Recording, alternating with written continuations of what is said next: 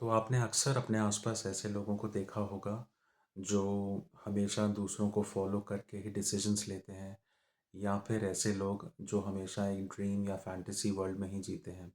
हो सकता है आप खुद ही वो इंसान हो और अपने इस बारे में जानते ही ना हो, या अगर आप जानते हैं तो अपनी इस आदत से परेशान है, लेकिन इससे कैसे छुटकारा पाना है यही नहीं जानते हो। तो मैं सच बताना चाहूँगा कि मैंने भी ये दोनों काम किए हैं, और इनसे क्या नुकसान उठाया है या क्या सीखने को मिला है, मैं बस वही इस वीडियो के माध्यम से शेयर करना चाहूँगा। तो आइए, नंबर वन जो हमने डिस्कस किया कि जो लोग हमेशा दूसरों को फॉलो करके चलते हैं, उससे उसका डीपर मीनिंग या डीपर साइकोलॉजी रीजंस क्या है, और उससे क्या नुकसान हो सकते हैं।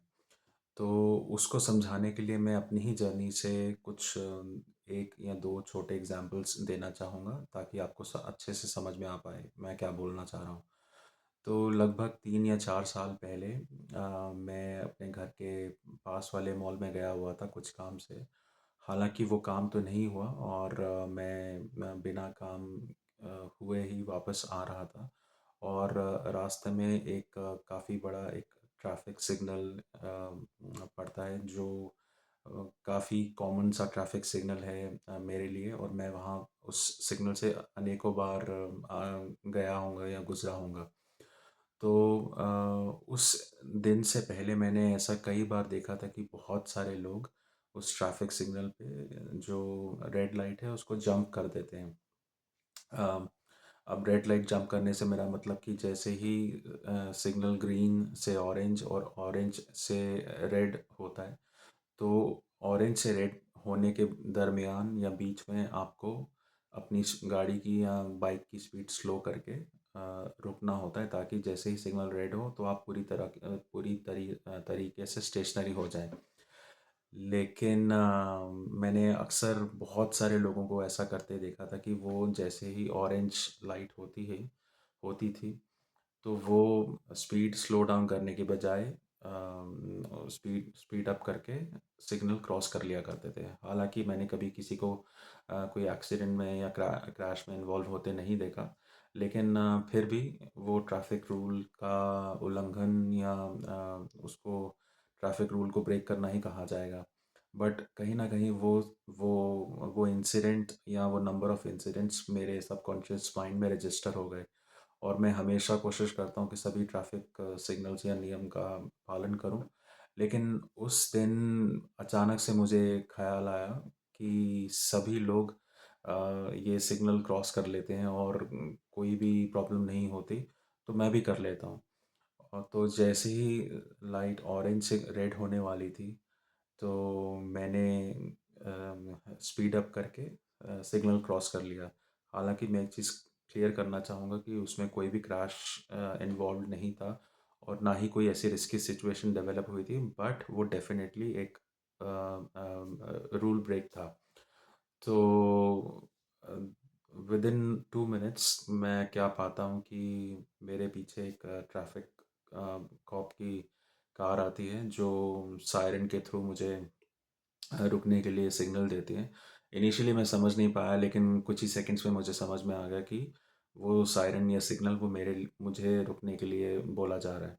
तो मैंने गाड़ी पुल ओवर करके साइड पे रोकी, और ट्रैफिक कॉप ने अपनी कार मेरी कार के आगे लगाई, और मेरे मुझसे आके बात करने लगे। और जैसे ऑस्ट्रेलिया में एक बहुत कॉमन चीज़ है कि सबसे पहले वो आपका ब्रेथ टेस्ट करेंगे, और आपसे कुछ बेसिक क्वेश्चंस पूछेंगे। तो वो, हालांकि वो कॉप काफ़ी अच्छा था, उन्होंने मुझसे पूछा कि आपको कोई इमरजेंसी थी और आपने क्यों ऐसा ब्रेक किया। तो मैंने उनको ये बोला कि मुझसे गलती से हो गया। तो क्या मुझे इस वंस ऑफ इंसिडेंट के लिए वो छोड़ सकते हैं। तो शायद से वो कोविड लॉकडाउन के जस्ट बाद का समय था।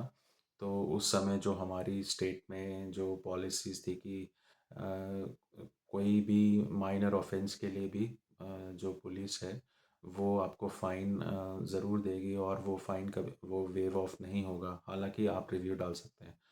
तो उस एक इंसिडेंट की वजह से मुझे 450 ऑस्ट्रेलियन डॉलर्स, जो लगभग इंडियन करेंसी में 20 या 22 हज़ार रुपये होते हैं आज की डेट में, उसका फ़ाइन आया। और ऑब्वियसली मैंने रिव्यू के लिए डाला, लेकिन वो रिव्यू रिजेक्ट हो गया बिकॉज़ मेरे पास कोई ग्राउंड्स नहीं थे। और दूसरा इंसिडेंट इसी साल का, जब मैं एक हिंदू टेम्पल विज़िट कर रहा था। उस दिन शायद कुछ ऑस्पिशियस दिन था, अब मैं मुझे याद नहीं कि क्या था उस दिन।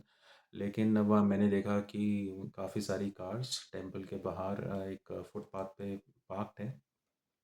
हालांकि मेरे पास ऑप्शन थी कि मैं थोड़ा दूर जाके पार्क करूं, लेकिन क्योंकि काफ़ी लेट हो गया था, शाम रात के 8 बजे हुए थे, और बहुत सारी कार्स ऑलरेडी पार्क थी एक फुटपाथ पे, तो मैंने भी उनको देखकर अपनी कार को वहाँ पे पार्क कर दिया।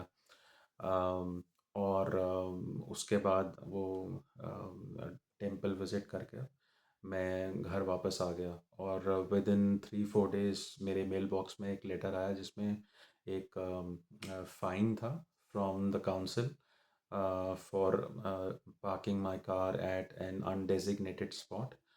तो उस फाइन में भी मेरे साथ सेम सिमिलर स्टोरी हुई कि मैंने रिव्यू के लिए डाला, लेकिन जो केस ऑफिसर थे उन्होंने वो क्योंकि मेरे पास कोई सॉलिड ग्राउंड्स नहीं थे, तो उन्होंने वो रिजेक्ट कर दिया और मुझे वो फ़ाइन भरना पड़ा। और ये फ़ाइन थोड़ा छोटा था पहले फ़ाइन से, अराउंड 120 ऑस्ट्रेलियन डॉलर्स।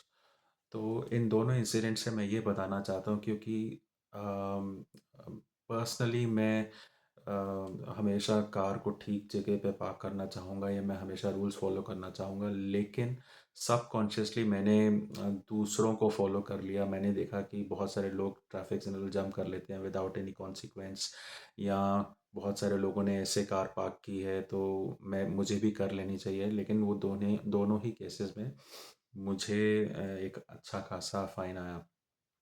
और ऐसा हम अक्सर कई सारी अलग अलग सिचुएशंस में किया करते हैं। अगर हम बहुत पीछे जाएं टाइम में, तो जो सब्जेक्ट हमारे फ्रेंड ने लिया वही हम चूज़ कर लेते हैं। जिस सिटी में हमारे फ्रेंड ने जाके पढ़ाई करने की सोची, हम भी अपने घर में उसी सिटी में जाने की ज़िद करते हैं। या जो भी चीज़ हमारे दोस्त ने ली, या कोई चीज़ या किसी एक्टिविटी में उसने साइन अप किया, तो हम भी एनरोल कर लेते बिना सोचे समझे कि क्या वो हम एक्चुअली में हमारे लिए ठीक है भी या नहीं।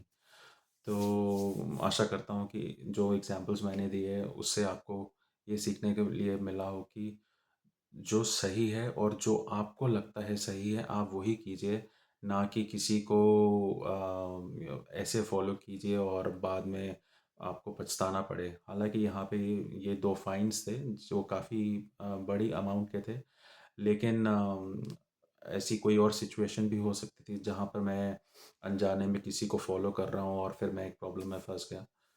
तो मैं बस इतना सा मैसेज देना चाह रहा था आपको। और दूसरी बात, जो लोग हमेशा एक ड्रीम वर्ल्ड या फैंटेसी वर्ल्ड में रहते हैं, तो आपने अक्सर ऐसा सुना होगा कि बहुत सारे लोग आपको अ, आके कन्विंस करते हैं कि आप ये वाली पॉलिसी ले लीजिए, या आप ये कोर्स में साइन अप कर लीजिए क्योंकि इसमें बूम आने वाला है, जबकि वो कोर्स आपकी पसंद का भी ना हो।